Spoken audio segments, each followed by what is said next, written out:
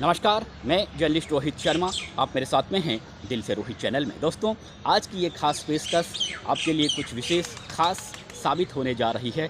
3 बिंदुओं पर चर्चा करूंगा।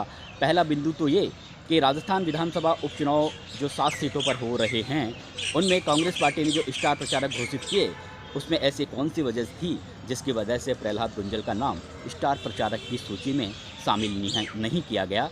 जबकि हालांकि ये कह सकते हैं कि वो अभी भारतीय जनता पार्टी छोड़कर कांग्रेस पार्टी में शामिल हुए, लेकिन ऐसा तो राहुल कस्वा भी भाजपा को छोड़कर कांग्रेस में शामिल हुए हैं। राहुल कस्वा का नाम स्टार प्रचारकों में है, लेकिन प्रहलाद गुंजल जो हाड़ौती अंचल के काफ़ी दबंग नेता कहा जाते हैं, जिन्हें मीणा और गुर्जर समाज में एकता समन्वय स्थापित करने के बारे में जाना जाता है, जो अपने जोशीले भाषण के माध्यम से राजस्थान की राजनीति में जाने जाते हैं, आखिर उन्हें कांग्रेस पार्टी ने स्टार प्रचारक क्यों नहीं बनाया?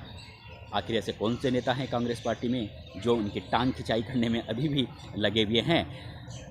इस पर भी थोड़ी चर्चा करूंगा। और चर्चा इस पर भी कर लेता हूं कि मक्खन लाल मीणा एक टोंक सवाई माधोपुर लोकसभा सीट से पहले निर्दलीय रूप से चुनाव लड़ चुके हैं। नरेश मीणा पर उन पर काफ़ी दिल आया हुआ है और पिछले दिनों बाकायदा उन्होंने अपने सोशल मीडिया अकाउंट पर, जो उनका अकाउंट है उसके माध्यम से उन्होंने कहा था कि मैं नरेश मीणा के लिए 5 नवंबर को हेलीकॉप्टर लेकर आ रहा हूं प्रचार करने के लिए। नरेश मीणा जी, आप हेलीकॉप्टर के लिए हेलीपैड की व्यवस्था कर लीजिए, दोनों मिलकर हम एक दूसरे की मदद करेंगे, चुनाव प्रचार करेंगे। लेकिन ऐसा लगता है कि नाम उनका मक्खन है और ज़रूर उन्होंने मक्खन नरेश मीणा के लगा दिया है और उस मक्खन को खुद ही चाट गए हैं। इस पर भी थोड़ी चर्चा करेंगे। और चर्चा इस बात की तो आप सबको जानकारी मिल ही गई होगी, आज सुबह आपने अखबार पढ़ लिए होंगे और बीती रात से ही लगातार न्यूज़ चैनल्स पर चल रहा है कि अशोक गहलोत के 2 खास करीबी, बेहद करीबी, विश्वास पात्र नेता पूर्व मंत्री महेश जोशी और शांति धारीवाल, दोनों पर गिरफ्तारी की तलवार लटक गई है। आप सबको पता है, जल जीवन मिशन घोटाले के मामले का पर्दाफाश डॉक्टर तिलवाल मीणा ने पिछली गवर्नमेंट के समय ही किया था। मामला काफ़ी पेंडिंग पड़ा हुआ था, जांच चल रही थी, लेकिन अब एंटी करप्शन ब्यूरो ने महेश जोशी और 22 अन्य लोगों के खिलाफ मामला दर्ज कर लिया है। मामले की जांच अब ज़ोर शोर से शुरू होगी। महेश जोशी को भी बाकायदा बुलाया जाएगा। तो कह सकते हैं कहीं ना कहीं गिरफ्तारी की तलवार महेश जोशी पर भी आकर लटक गई है। और इसी तरह से एकल पट्टा प्रकरण में शांति धारीवाल को जिस तरह से हाईकोर्ट ने राहत दी थी, उनके खिलाफ दर्ज मामले, उनके खिलाफ जो FIR दर्ज हुई थी पुलिस में, उसको रद्द करने और अधिकारियों के खिलाफ मुकदमे वापस लेने का जो आदेश हाईकोर्ट ने दिया था, सुप्रीम कोर्ट ने उसको निरस्त कर दिया और कहा है 6 महीने में इस मामले की दोबारा से जांच कीजिए। ऐसा चलेगा नहीं तो निश्चित रूप से शांति धारीवाल के लिए भी यहाँ पर आकर मुश्किलें खड़ी हो गई है। आता हूँ मैं मेन विषय पर। दोस्तों, ये ज़रूर है, प्रहलाद गुंजल अभी कुछ महीने पहले भाजपा को छोड़कर कांग्रेस पार्टी में आए, लेकिन उनकी चुनावी सभाओं में हमने देखा है, चाहे चुनावी सभाओं हों चाहे आम सभाएं हों, उनकी सभाओं में ज़बरदस्त तरीके से लोगों की भीड़ उमड़ती है, लोग उनको सुनने के लिए आते हैं। ऐसा नहीं है, हर पॉलिटिकल पार्टी के लोग उन्हें सुनने के लिए आते हैं, हर जाति और बरादरी के लोग उन्हें सुनने के लिए आते हैं, क्योंकि उनकी जो भाषण शैली है वो काफ़ी लाजवाब है, बेमिसाल है और दबंगाई तरीके से वो अपना भाषण देते हैं। जनसंघर्ष, वो हमेशा जनसंघर्ष, तो जनता की लड़ाई के लिए वो सड़कों पर नज़र आते ही हैं। लेकिन ये एक सोचने वाली बात है कि चाहे देवली उनियारा हो और चाहे दौसा विधानसभा सीट हो, वहाँ पर गुर्जर मतदाताओं की संख्या ज़्यादा है और गुर्जर मतदाताओं के अग्रज नेताओं में प्रहलाद गुंजल की गिनती होती है। लेकिन इसके बावजूद भी उन्हें स्टार प्रचारकों में जगह नहीं मिली, जबकि राहुल कस्वा और प्रहलाद गुंजल दोनों की एंट्री करीब साथ हुई थी लोकसभा चुनावों से ठीक पहले। लेकिन राहुल कस्वा का नाम स्टार प्रचारकों की सूची में शामिल है। हरिमोहन शर्मा, उनका नाम भी स्टार प्रचारकों की सूची में शामिल हैं। प्रमोद जैन भाया, जो हाड़ौती अंचल के ही पूर्व मंत्री हैं, जो कई बार विवादित रह चुके हैं। कांग्रेस पार्टी के विधायक भरत सिंह उनके खिलाफ कई तरह के आरोप लगा चुके हैं। लगातार पूरे 5 साल अशोक गहलोत को चिट्ठियाँ ही लिखते रहे, उन्हें स्टार प्रचारक बनाया गया है। और अक्सर ये भी देखा जाता है कि चाहे प्रमोद जैन भाया हो, हरिमोहन शर्मा हो, ऐसे नेता जब भाषण देने जाते हैं तो ज़्यादा लोग उन्हें सुनने के लिए नहीं आते, लेकिन प्रहलाद गुंजन, हनुमान बेनीवाल, ये जो नेता हैं, चाहे किरोड़लाल मीणा, सचिन पायलट, वसुंधरा राजे, ये नेता ऐसे हैं जिन्हें सुनने के लिए लोग आते हैं। वोट डाले या नहीं डाले वो एक अलग बात है, लेकिन लोग उन्हें सुनने के लिए आते हैं। इसके बावजूद भी कांग्रेस पार्टी ने उन्हें स्टार प्रचारक नहीं बनाया। तो आखिर ऐसी कौन सी वजह थी, कौन से नेता थे? हालांकि कहा जा रहा है कि प्रहलाद गुंजल को कांग्रेस पार्टी में शामिल करवाने में सचिन पायलट का भी हाथ था, अशोक गहलोत का भी हाथ था। अशोक गहलोत, जिस दिन प्रहलाद गुंजल कांग्रेस पार्टी को ज्वाइन कर रहे थे, पीसीसी के दफ्तर में अशोक गहलोत मौजूद थे, हालांकि सचिन पायलट नहीं थे।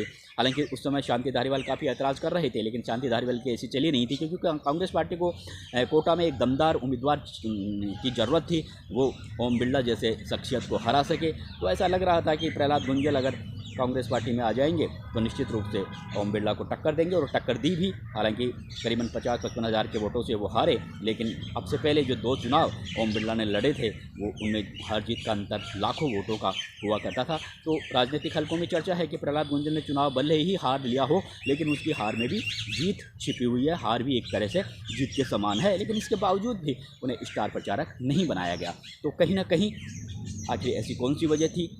क्या कांग्रेस पार्टी के नेता प्रहलाद गुंजल को स्टार प्रचारक के रूप में मानने को तैयार नहीं थे? क्या प्रदेश स्तर के नेता तैयार नहीं थे, या दिल्ली में बैठे नेता तैयार नहीं थे? राजनीतिक हलकों में ही नहीं बल्कि कांग्रेस पार्टी में भी ये चर्चा है कि प्रहलाद गुंजल के स्वभाव को, उनके नेचर को शायद स्थानीय जो कांग्रेस पार्टी के जो बड़े लीडर हैं, चाहे वो पायलट हो, अशोक गहलोत हो, गोविंद सिंह डोटासरा हो, इन नेताओं को ऐसा लगता है कि लंबी रेस के घोड़े शायद प्रहलाद गुंजल कांग्रेस पार्टी में शामिल नहीं हो पाएंगे, लंबी रेस के घोड़े कांग्रेस पार्टी के लिए साबित नहीं होंगे। और उन्हें ऐसा भी लगता है कि हो सकता है वो बीजेपी विचारधारा के व्यक्ति हों और कहीं वो पार्टी के लिए कोई मुश्किलें पैदा नहीं कर दें चुनाव प्रचार में।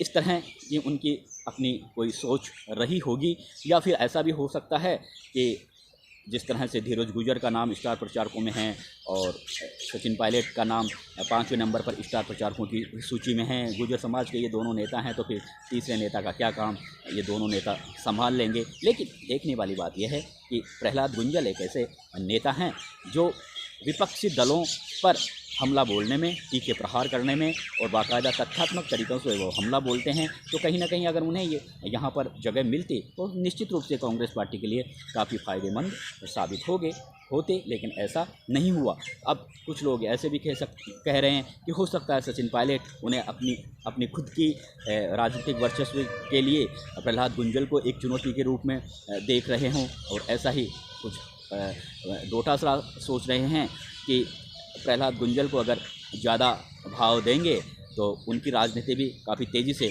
आगे बढ़ रही है राजस्थान कांग्रेस में, तो कहीं उनके लिए भी हो सकता है प्रहलाद गुंजल खतरा बन जाए। अशोक गहलोत के एक ऐसे लीडर हैं, शांति धारीवाल और प्रहलाद गुंजल दोनों में आपस में अभी भी किसी भी तरह का मेल मिलाप नहीं हुआ है। हालांकि ऊपरी तौर पर वो ज़रूर समझौते की बात कहते हों, ऊपरी तौर पर शांति धारीवाल बाद में उनका चुनाव प्रचार भी करने लग गए थे, लेकिन ये प्रहलाद गुंजल भी जानते हैं कि वो दिल से उनके पक्ष में उन्होंने चुनाव प्रचार नहीं किया था। अगर दिल से शांति धारीवाल जैसे नेता चुनाव प्रचार करते तो शायद बाजी पलट सकती थी लोकसभा चुनाव में, लेकिन ऐसा हुआ नहीं। और शांति धारीवाल और अशोक गहलोत के बीच में जो राजनीतिक मित्रता है वो जग जाहिर है।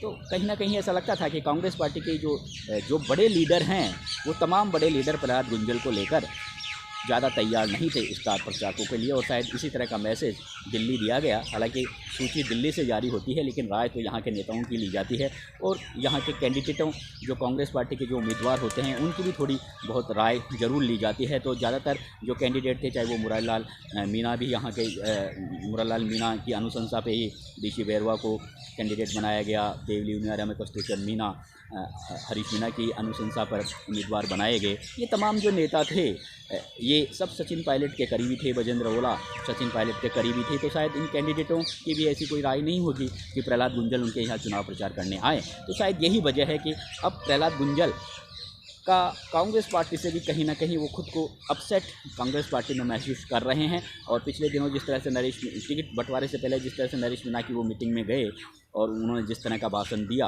उसे ऐसा दिखता है कि कांग्रेस पार्टी में वो कहीं ना कहीं खुद को अपसेट महसूस कर रहे हैं। और हो सकता है आने वाले दिनों में वो कांग्रेस पार्टी को छोड़ने की प्लानिंग भी कर ले। हालांकि अभी वो विधानसभा उपचुनाव में बिल्कुल पूरी तरह से चुप हैं। नरेश मीणा के चुनाव प्रचार में भी वो अपनी भागीदारी सुनिश्चित नहीं कर रहे, यानी कांग्रेस पार्टी के प्रति वो अभी जुड़े हुए हैं। वो जानते हैं कि अगर नरेश मीणा के लिए प्रचार करने जाऊँगा तो गलत मैसेज जाएगा और कांग्रेस पार्टी उनके खिलाफ कार्रवाई भी कर सकती है। तो लेकिन कुल मिलाकर वो इस समय कांग्रेस पार्टी में खुद को अपसेट महसूस कर रहे हैं। अब मक्खन लाल मीणा की बात कर लेते हैं कि भाई मक्खन लाल मीणा जी, 5 तारीख निकल गई है, आज तो 6 नवंबर है। नरेश मीणा और हेलीकॉप्टर के उतारने के लिए कोई ऐसी ज़्यादा तामझाम की ज़रूरत भी नहीं होती।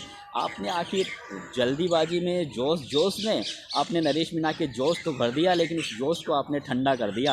आपका हेलीकॉप्टर का इंतज़ार हो रहा है देवली उनियारा में, नरेश मीणा कर रहे हैं, नरेश मीणा के समर्थक कर रहे हैं। अब कब आप हेलीकॉप्टर लेकर आओगे, या फिर आपके परिजनों ने आपका नाम ही मक्खन रखा है तो क्या आप इसी तरह से मक्खन लगाते रहोगे? दोस्तों, अगले वीडियो तक मैं फिर आपके सामने हाजिर हूँगा। नमस्कार।